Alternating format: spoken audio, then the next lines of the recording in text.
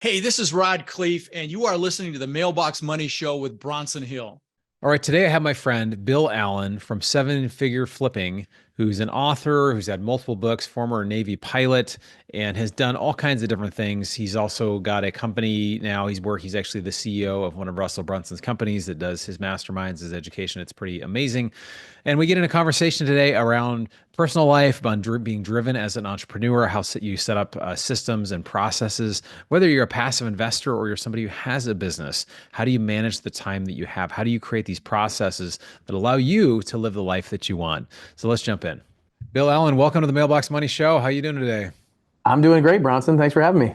Hey, it's great to have you, man. I've we met each other I think a few years ago at an event, and then I just saw you recently again at the I Survived real estate event, which was awesome, and you spoke at that, which was great. But I'd love for you to give an introduction about yourself and what you're doing now, and just kind of some of the things you've had multiple seven-figure businesses, and would love to just have a conversation around some of your experience. Sure. Well, I spent 20 years in the Navy. I was a background in engineering, so I went to Georgia Tech, got an engineering degree, went in the Navy. I was a pilot, so for 20 years I was flying helicopters and airplanes, doing all kinds of different stuff.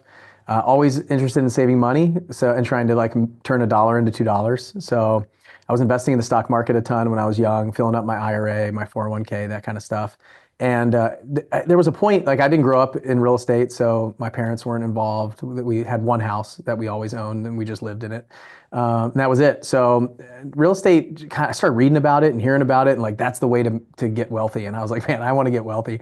And so I started learning about it and just kind of started watching TV shows, dabbling in it, flipping a house here and there. And that turned into a really big business. I went from flipping like one house a year for a couple years in a row to we did 67 houses the first year as I was kind of like building out and learning how to scale a business and create a business. In fact, that was like the first real quote unquote business. And then did 135 houses the next year and 187 the year after that. We did about 200 houses a year from then on until COVID. We probably do like 60 houses a year now, 40 to 60 houses a year around there since COVID kind of smashed my business a little bit for those 3 or 4 months that hit everybody.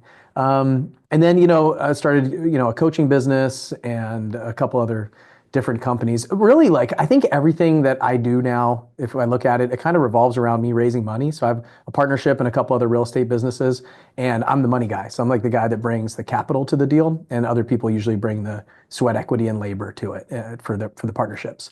But I just like, I like working with people. I like businesses. I like optimizing stuff, kind of like an engineer where I take something that's working okay and make it better.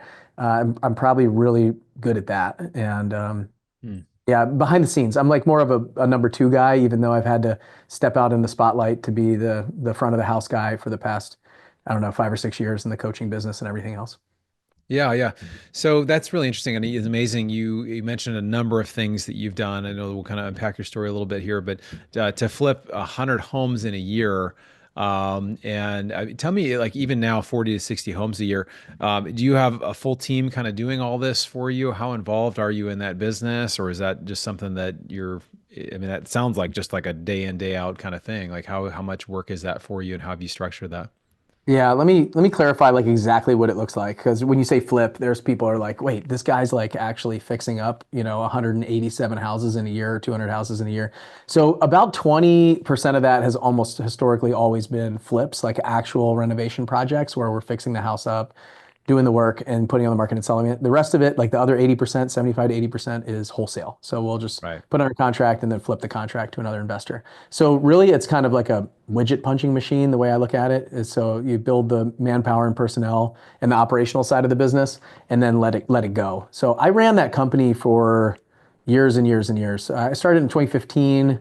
I ran it myself or me and a COO for until 2021. And in 2021, I brought in a partner who now like actively runs the business, and I'm a minority partner where I can just sit back and let him run the show. So that's kind of the history of that.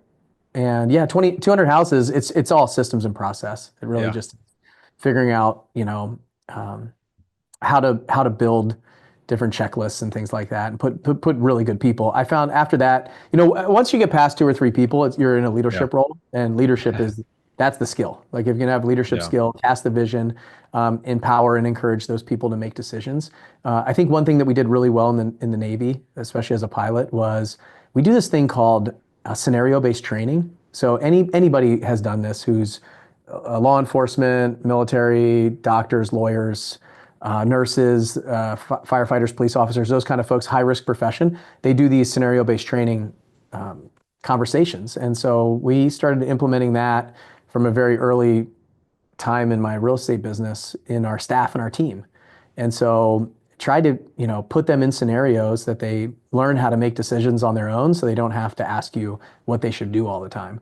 And so I Yeah. think that's probably something that I'm really, really good at is empowering the folks around me to make good decisions. And decision making is the key. Like if you can figure out how to Yeah. make better decisions, you'll have a better business.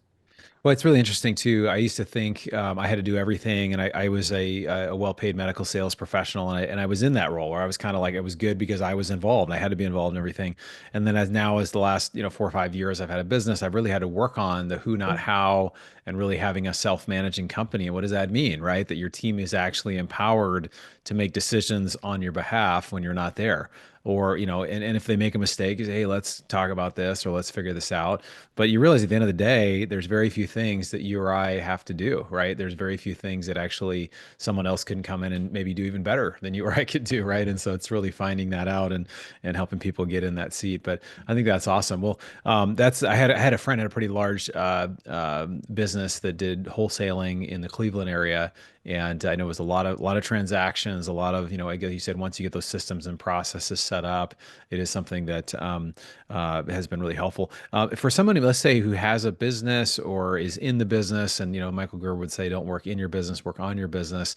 What are some kind of resources that you found to be helpful for you over the year to set up those systems and processes to really create that self-managing company for yourself? Yeah, I would say the first thing, like from going from one house a year to 67 houses, for me, it was plugging into a community of people who are Okay. already doing it. And so that's one thing that I would say. You got to have like a peer-to-peer network. So there's three things that I would say you need to have to do this. So number one is a peer-to-peer network. So a bunch of other people who are going in the same direction with you. Some people might be a little ahead of you. Some people might be a little behind you. It's always nice to be able to help someone else along the way too. And so having a couple people behind you. The second one is having a coach or a mentor. So I would always have somebody who I'm, attached to that is doing what I want to do and honestly has the life that I want to, not just the business that I want, but the values, the ethics, the character, all that stuff. I really aspire to be. So I'm always trying to surround myself with somebody like that. And then the third one is like an operating system, some sort of operating system that you run your business off of. It could be, I mean, there's so many out there. It could be EOS, scaling up, Vern Harnish's, the Rockefeller method. There's like a bunch of different operating systems. And I would just be running off of one of them. And they have a bunch of tools and resources and benefits. And a lot of times, the person who runs that operating system inside your business is like a consultant, and they can actually help you too with new tools and systems and process and procedures. So we always had somebody that came in, it was a third party person that came in to kind of run our quarterlies, our annuals, and help me as the CEO be kind of a business coach for me. Because Yeah. there's always like, some new thing and the cool thing is they're coaching all these other businesses and they're seeing what else is working outside of the real estate industry and then bringing it back to me usually. So those are the three things I would say I think most people get wrong is they're trying to go it alone. And it's really Right. lonely. Like business ownership is really lonely. You got to have a peer-to-peer network, definitely have a coach and a mentor in whatever area you're trying to focus on getting better at, and then an operating system. That's probably the three that I would say.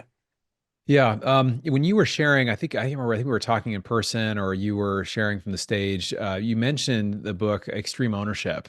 Yeah. And that you had basically kind of geared your life around this idea of really taking ownership of the things in your life. And actually, I listened to the book, and I was like, I really love the stories. It's about a former Navy SEAL and just some of the stories and things that happened. And can you talk a little bit about, I guess, the impact of that book, as well as the impact on your family, and just how do you beyond kind of the structures, the how-tos of doing the things in the business, kind of how that helps you prioritize your life now? Yeah. So the cool thing about that book is if you listen to it, like you said, they tell the stories. It's the actual SEAL. So it's Jocko and Leif. They're reading the book and talking about the stories, and you feel like you're actually in the Battle of Ramadi sometimes when Yeah. telling some of the stories of what was happening. But they have like a practical application to business. So the nice part is they give you the story of what happened as Navy SEALs, and I could relate a lot of that. We flew the SEALs around in the back of the helicopter.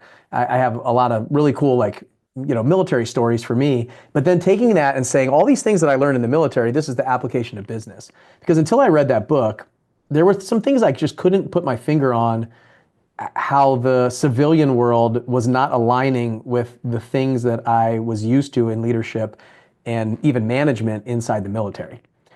Really, when somebody got in my helicopter, I have an almost automatic trust in those folks, and they have a trust in me that was earned over time in their military career. I felt like when I came into the civilian world and ran the business, sometimes people would show up and kind of phone it in, or they would like, say they did something when they didn't. All like they weren't taking responsibility for their actions, and I couldn't put a finger on it, a word on it, a core value on it, those kind of things. And I read that book, and it opened my eyes to, okay, here is kind of like a play-by-play manual of what I've been doing in my business for the last 4 or 5 years before I read this. And reading that, I think really kind of shaped and gave me the playbook, because they have some laws of combat in there, which I really love, like cover and move. Like you actually have to like. It's probably not worth going into all of them, but cover and move, prioritize and execute, decentralized command, all of these things give you the actual tools of things that we were doing in my company already, and I think military folks are trained to do inherently behind the scenes that you don't even know. It's like a program that's running inside your brain automatically. So if you've never been in the military or the police department or a firefighter or any of these kind of high risk professions, then I would say this is like a no-brainer read for you. And you can apply it in your personal life and your professional life. It basically just means that you're taking responsibility for everything that's happening in your world. So when something goes wrong, you're not pointing the finger, you're saying, what could I have done to make sure that this didn't happen? And ideally, everybody on your team is doing that same thing, which means we're all getting better, we're all growing. Anytime we make a mistake, we don't keep making it over and over and over again. We're all kind of pointing in the same direction. And I just took a job recently as a CEO of another company, and it's like the first thing I did was mail a copy of that to every single person in the company with a handwritten letter from me of why it's important for them to read it. And if they want to know how I work, they have to read that book. It's basically like the manual of how I show up every day. So Yeah, that's huge. Well, I think it really, when someone, and in the example I remember, I think Jocko was just talking about something that went wrong, and it wasn't his fault, but he's like, I take full responsibility. I did this, whatever. He just like fully unapologetically. And it's just amazing, I think, how we respect leaders that do that, right? That they're like, hey, if anything goes wrong, it's on me. If something good happens, I celebrate the team. And it's just like being that kind of selfless leader, right? The servant leader that just is like, hey, and you're right. If everybody in the organization is doing that, it creates a whole nother, the focus is not on blame. It's on that, like, what's the Japanese term, Kaizen, like continuous improvement, right? That you get continually better every day. And I think that's one thing that's interesting in like Japan. When you get employed, it's typically employment for life. So the guy that built like the first Camry may still be working at Toyota, right? Years and years later, versus our average in the US is every 3 years, somebody moves to a new company. So it's that idea of just continuously improving and getting better, making something better and better and better. Can you talk a little bit about, I think I want to talk a bit about lifestyle too. And I know, we obviously have family members that kind of go along with us. As I've heard people talk about entrepreneurs, that it's a condition. My friend Walker Dybel, who wrote the book Buy Then Build, which is a private equity kind of buying business book, talks about this, that it's like a conditional. We're like almost obsessed with doing this, right? And sometimes you get paid less. It's that the lifestyle can be terrible. And there's this idea, you talk about hustle culture. And can you talk a little bit about kind of some of the evolution that you've had in work-life balance, or keeping family members on board, or maybe mistakes you made in it, or just how do you walk that so that you have this whole life where you do have, you're not just living to work, right? yeah, so I think we should probably take the rest of the show to answer this one question. This is probably Okay, the whole great. rest of the time. Yeah. So me, I want to win. Like my DNA, inside my DNA, I feel like it's like there's no number two. I thought I was broken for a really long time. I was like, why can't I just be fine being number two or being number three, or just like sitting back? But I mean, I remember I went to a wellness center for a while, a couple days together with my wife, and we were going through a really hard time.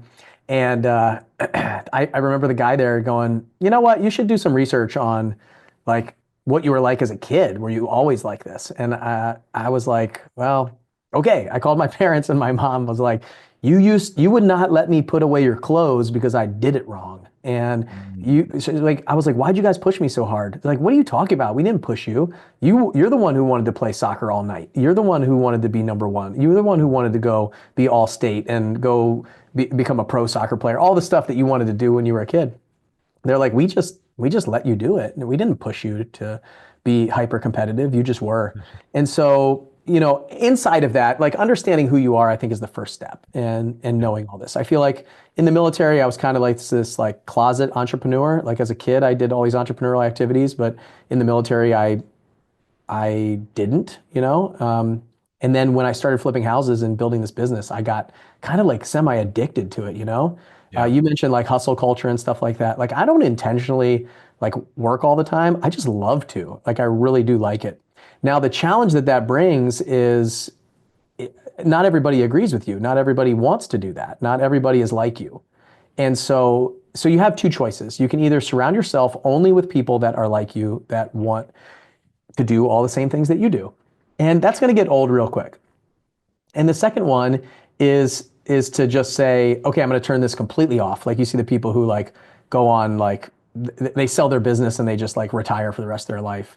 I'm watching this Aaron Rodgers Netflix series right now. It's like a couple episodes, and I'm through the first episode. And it's really interesting. It's like the same things going on with him, where he realizes that his whole life has been, I'm going to strive to succeed so that I can impress my father. And then I won the Super Bowl, and it's like, what's next? Yeah. Like I just did the biggest thing. And so you see these athletes go through this same cycle in all of us. So I would say knowing who you are and your background and what really excites you and is fun for you. And then also understanding that there's got to be some level, not necessarily balance, but some level of like, hey, I also need to turn this off from time to time to be with the people that I love. Because most likely you're married to the opposite of you, most likely. And I am. My wife has no interest in business. She could care less about what stage I speak on or how much money we make or any of those things. Really, she just wants me around. And sometimes she wants me back the way I was before I got unlocked as an entrepreneur.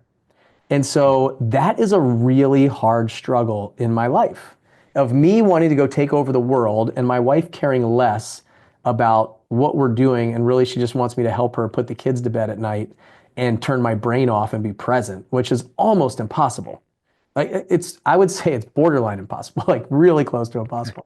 And so what I have to figure out how to do is make sure, and here's the trick. Here's what I screwed up. You asked me for my mistakes. My mistake was, I remember in 2015 when I started like wanting to scale my business and join the coaching program. I talked to my wife and I said, Lucy, I'm not gonna be around much this year. I'm flying full time. I was flying 10, 12 hours a day, 1 weekend a month. We had a newborn baby. He was about 5 months old. I said, I'm not gonna be around very much this year, but I'm gonna build a business that will take care of us for the rest of our lives. And I went to work, and that year I did that. I built a business. We did 67 houses. I probably netted like $500,000 or $600,000 that year on top of my military salary, more money than I've ever made in my entire life combined, probably. And then the next year, what did I do? I didn't go back to her and say, hey, are you cool if I keep doing this? I just kept doing it. And the year after that, I just kept doing it. And the year after that, I bought another business, which I did ask her. I said, hey, how do you feel about me buying this coaching business that I was in a coaching program. I ended up buying it from my mentor. And I said, how do you feel about me buying this? She goes, well, if you think you should do it, then do it. And I said, okay, I think I should do it. And it was never really me asking her opinion. It was kind of me just saying, hey, I want to do this. Will you support me? And so that's the challenge. I always say the contract, I just assumed that the contract auto renewed, and it didn't. I needed to come back every year and say, hey, let's reassess this. And as we move into 2025 right now, I personally sit in an area where I know that my wife is frustrated with me about something. I don't know what it is, but I can tell we're like a couple degrees apart for a period of time now. And I need to get that back, like pointed back in the same direction and reset. She's very introverted. She doesn't like to talk a lot. She's from England, so I don't know if that's the reason or what, but it's the mistake that I made was auto renewing the contract without coming back together, and it almost burned down our entire life. Like, she asked me for a divorce. She went through a bunch of struggle with depression, anxiety, and fortunately we got through it with a lot of really deep work. But I feel like it's been probably 3.5 years since that happened, and we're kind of approaching that again because I'm just full steam ahead all the time. And so Mm. I tell these stories because I think there's probably a lot of entrepreneurs that can relate to that, figuring out how to turn it off. So some things that I try to do is like find some areas in my life that I just love to do things. One is going fishing. I go fishing for 10 days a year in Key West. We have a house down in Key West. I fly down there, bring my buddies from high school or from college, and we invite some new people each year. And we go offshore fishing for 10 days, like no cell phones, no work, turn it off. And that gets me back refreshed. I also spend quality time with my kids, my family, those kind of things. Just built a pool. I sit in the hot tub like every night. I try to sit in the hot tub with my boys and my wife, and just, not have the phone around. And so I realized that was kind of the longest run-on sentence on the planet, but Yeah, there's no, a it's couple it's good. things that I hope help. I don't have it all figured out, and I don't think anyone does. I just think that every day we have to realize that, like, here's the biggest thing. I see entrepreneurs cut off some of the most important people in their life because they are not like them. Like, Mhm. it's a big mistake. Everybody says you're the average of the 5 people you spend the most time with, which is right. However, there's people that support you in your entrepreneurial world that don't look like you. Like, my wife supports me. She just supports me from home. She supports me Yeah. with a kid. She supports me with encouraging me in a different way. But if I was like, you don't think that I'm awesome, why all these other people, like, how come you never go listen to me talk and Yeah. do presentations, and you don't attend any of the events that I put on or any of those things? Like, that's just not her style. It's not what she, and that's not why I married her. So I still struggle with a lot of this stuff. So I don't Yeah, yeah, no, I really appreciate you sharing, man. That's one thing I appreciate about you, Bill, is just being open about your life. But I think for a lot of us, there's a book. It reminds me of. It's called The Drama of the Gifted Child. I don't know if you've read this book, but it know. basically is almost every high achiever, somebody, performers, athletes, celebrities. It's this inner desire to kind of prove almost something to ourself or something to maybe a parent that's there. And it's this drive that we can't explain. And I talked about this too in my own life, where I just have this incredible drive to make a difference in the world. And it changes. It goes from, it's money, it's ending human slavery in the world. It's doing these different things. But a lot of times with that, I'll meet people that I similarly will connect with someone, or I'll have a friend or something, and they're or romantically, and they're a very different, they're like an opposite, right? Maybe their goals are much more relational, and I admire that about them. But there's also a rub there, and so I think it's for people that are very focused and driven. I have to keep reframing and reminding myself that people are more important than my to-do list, right? And that's hard. It's really hard to let that go. And I admire your steps in doing that and being able to do the work there, because I think it's, there's the work that we do out here, but some of the more important work is the work that we're doing in here, right? It's the personal development stuff, which I know you're a big personal development guy, and just the fact you speak so openly about it is really great. That's super valuable. What would you say, for you now? You are working with Russell Brunson. You're a CEO of one of his companies. You're doing incredible thing. I see you're doing still like 4 or 5 big things, but you've got teams of people doing all these things. What would you say, like? Obviously the best role you said is like a number two kind of role for you. So I guess that'd be kind of like an integrator or operator or kind of a person like that. What would you say for you going forward the next, 10, 20 years? Is it more of the same? Would you make substantial changes to what you're doing? What would you see? I'm just asking because I think it's really important to look at entrepreneurs' lives and say, hey, where you're at right now, and where you want to go. And just, I look at you as being very successful. And so what would you say, going forward? Is it more of the same, or are you looking to kind of stop doing certain things, or scale up other things, or what would you say going forward? Yeah, well, I've got two options here. I can tell you a whole load of garbage, or I can tell you the truth when you ask me a question of what am I going to be doing 10 or 20 years from now. I've been doing this, like, I started my real estate company, like my first ever company I started flipping houses in like 2013.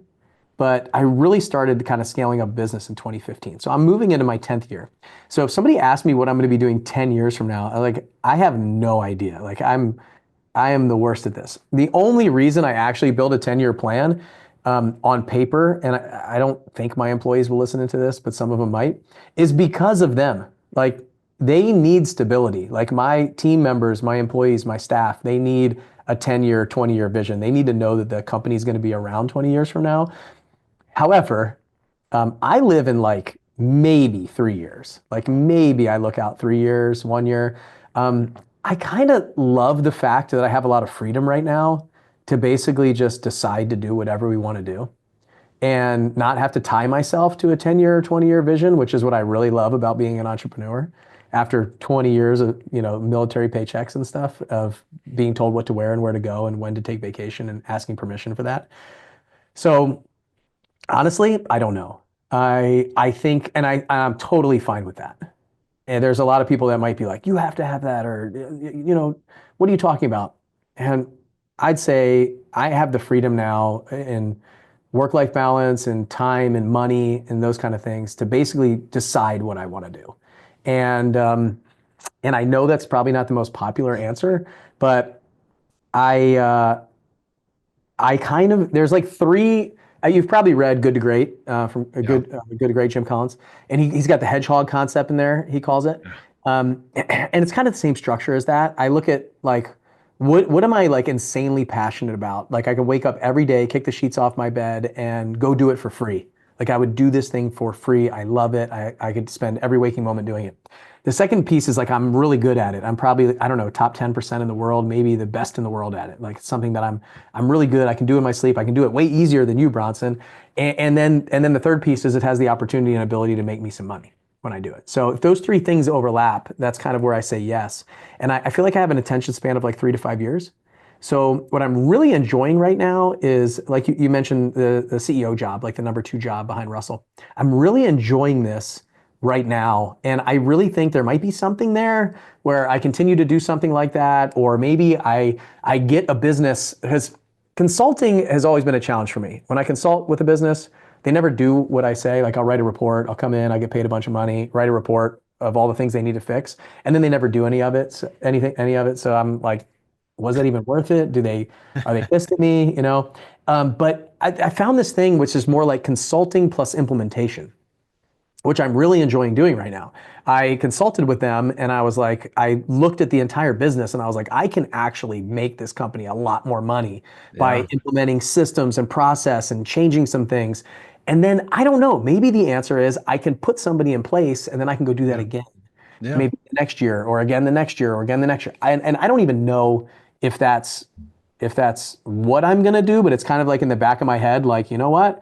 Like this is pretty fun. Like what if I have a couple other friends that run pretty big businesses. It sounds And like private equity, honestly. It sounds like what private equity is. They'll come in, they'll assess everything, that we're going to do this, this, and this, and optimize, or maybe you're a private equity guy, you know? yeah, the problem with private equity though is it's just a but I don't know. It's like it's what I love is this like it's like my capital that I'm bringing to the table. Not Yeah. not just my money, but it's like I don't know. It's like my brain and I get to do it and I Yeah. get to tinker and I get to play and have fun. So it might be like my own form of private equity where Yeah. Do it your own way. I don't know. I feel like private equity firms they always Yeah, screw yeah. it Well, up, you yeah, and know? there are these big high and mighty, whatever. But yeah, it could just Yeah. be, but there are smaller private equity groups where we do private equity on Yeah. a smaller level and you can do it your own flair and Yeah, do it the way which I you want love to. that idea. So I don't know. And I mean, come on.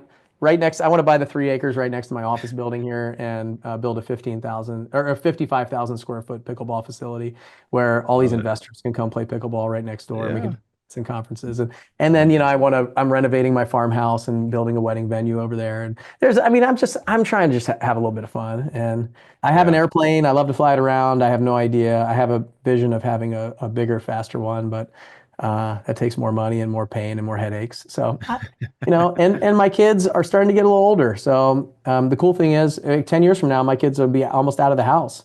And Yeah. so I can't even imagine what life's going to be at that point. So I realize I didn't really answer your question, but I would say No. those three things are guiding me. Like those three check boxes will guide me. And it's made it a lot easier for me to say no to stuff. Because I think No. That's the problem that we have when we get more successful is there's just so many more opportunities that get presented to us. And saying no has to be the thing instead of saying yes. Before it was like, oh, there's an opportunity. Like I rarely get one of these. And I would say yes to everything. And now it's hard, but I have to say no to like 99% of the stuff that people ask me.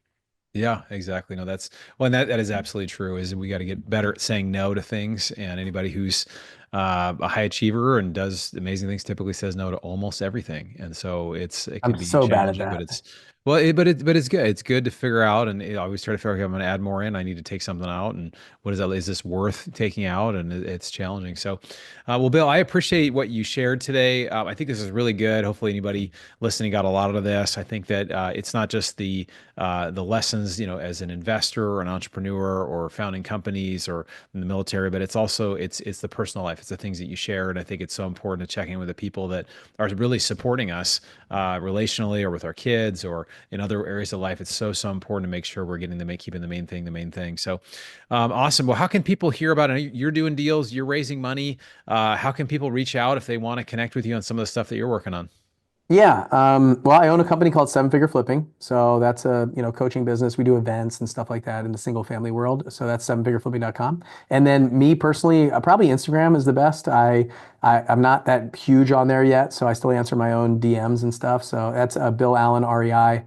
And yeah, Facebook, Instagram, those kind of places, probably best. And yeah, we got a couple deals in the pipeline. And if you're interested in pickleball, I'm going to have an investment in the pickleball facility next door because I'm doing it. It'll be starting this, I don't know, February, March. I'm going to start uh, figuring that out, raising money. Love it. Love pickleball, man. It's a great place to be involved for sure. So awesome, brother. Well, appreciate you, man. Thanks for being here, and look forward to catching you at another event or hopefully soon. Absolutely. Thanks for having me. This was fun. All right, I really enjoyed that interview with Bill. Bill is a straight shooter. He just kind of says, this is what I've done well. This is what I haven't done well. And I love the conversation with his wife about, or just, the idea that he really needed to check in each year. Like, hey, this is where I'm going. This is what I want to do. And I think that kind of checking in with the people in our life is really important. And a lot of times, a lot of people are not successful in business or as an investor because they don't have the support of their spouse, right? Or they don't have people around them that can support them. And so I think it's so important to have people around us that are different. It sounds like his wife is much more relational, is much, great stuff in the home, and that's great. And so we need people as entrepreneurs, as investors that are supportive of our goals and supportive of what we are doing and making sure that they're on board as well. So anyway, I hope you enjoyed this episode. Would love to hear any feedback from you. You can shoot me an email at bronson@bronsonequity.com. Let me know who we should get as a guest when we interview on this show. But anyway, I love this time of year. I love being able to say, really what's coming next. What am I creating in my life? What are the things I'm intentionally doing? And so hopefully you've set up some goals for 2025, some things that are going to get you where you want to go. And I look back, I actually go back each year now, back to 2020, and just goals I made in 2020, I achieved. More goals I made in 2021, I achieved. And it's just, I continually go to this thing where I can achieve more and better because I create these goals around this time of the year. So hopefully you've done that. Check out the link below if you haven't joined our investment club. Would love to have you be a part of one of our cash flowing deals or ones with some amazing tax benefits. But thank you for taking the time to educate yourself. I look forward to seeing you on the next episode of the Mailbox Money Show. You've been listening to the Mailbox Money Podcast. For more free resources, articles, and videos, go to bronsonequity.com. There you can download your copy of the special report, The Single Best Investment Strategy During and After a Pandemic. None of the information shared here is an offer to buy a specific investment, and this is for educational purposes only. Consult your financial, legal, and tax professionals and use your own common sense before making any investment decisions. Thanks for joining us, and be sure to tune in next time for more Mailbox Money.